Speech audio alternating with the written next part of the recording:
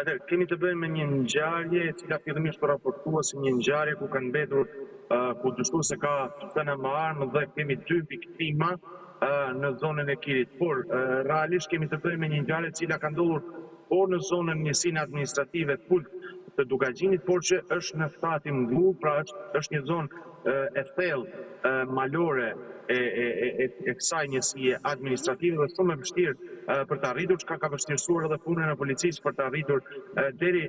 në vendngjarje, ndërkohë që kemi të bëjmë me 2 viktima, Lek Gjoni dhe Prel Gjoni, Pap e Bir dhe një person i plagosur i cili ndodhet në gjendje të rëndë, Lazar Bashi. Është ende e paqartë cilët kanë qenë motivet e këtij atentati me 2 viktima dhe një të plagosur, nga sa mësohet me ato pak informacione që vijnë nga zona, kemi të bëjmë me një atentat të mirë organizuar në një zonë ku është edhe lëvizja automjeteve tepër e ngadalë, siç është zona e Ngullës që lidh qendrën e njësisë administrative me rrugën kryesore Shkodër Dugaxhin me fshatin Ngull dhe me pas në fshatin Plan të kësaj njësie administrative, njësisë administrative Pult, ndërkohë që vetëm një pjesë dyshohet mos kanë pasur konflikte të mëparshme, kemi një pjesë të pakonfirmuar për një gjakmarrje e cila ka ndodhur vite më parë mes familjes Gjoni dhe një familje tjetër, por që është ende e pakonfirmuar, duke qenë se kemi të bëjmë me një zonë e cila dhe valë telefonike janë shumë të vështira për të arritur. Drejt të ngjarjes kanë shkuar forca të shumta të policisë së drejtorisë së Shkodrës, po ashtu janë nisur drejt zonës edhe njësia speciale Renea për të bërë të mundur kapjen dhe identifikimin e autorit apo autorëve të kësaj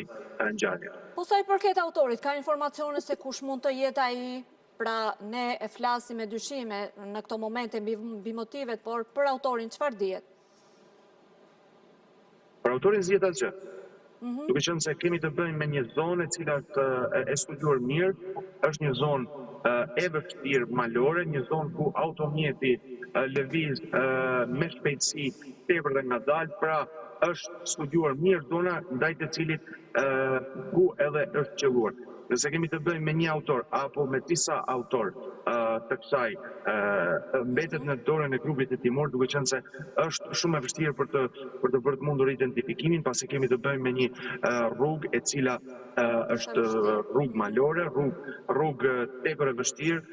rrugë në të cilën duhen orë të tëra për të mbritur nga Shkodra, pra duhen rreth ndoshta edhe 3 orë për të mbërritur nga Shkodra deri në Ngull, një banorit zonës i cili njeh shumë mirë rrugën dhe i cili lëviz shpesh në këtë rrugë, pra kemi të bëjmë me probleme të terrenit. Është një terren i thyrë malor ku edhe autorit edhe vetë kohën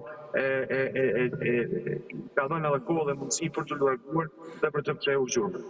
Ndërkohë që edhe informacionet si duket janë pak më të ngadalta, por sigurisht Simon Shkreli, nëse do të kemi detaje të tjera sa i përket autorit apo autorëve që mund të dyshohen për këtë ngjarje dhe gjithashtu edhe për motivet që kanë çuar në këtë vrasje ditën e sotme, mund të lidhemi sërish, por edhe një pyetje të fundit do doja si është gjendja e të plagosurit. Nëse ke informacion. Lazar Bashi ndodhet në gjendje të rëndë, pak këto informacione që vinë nga Spitali Rajonal i Shkodrës, në gjendje të rëndë për shkak edhe të plagëve, por edhe largësisë për të mundur transportimin e tij në Spitalin Rajonal të Shkodrës. Megjithatë, ai ndodhet në kujdesin e mjekëve dhe shpresojmë që të ketë mundësi të arritje të kalojë këtë situatë dhe të ketë mundësi që t'japin informacione dhe detaje tjera që mund të ndihmojnë edhe grupin e timor.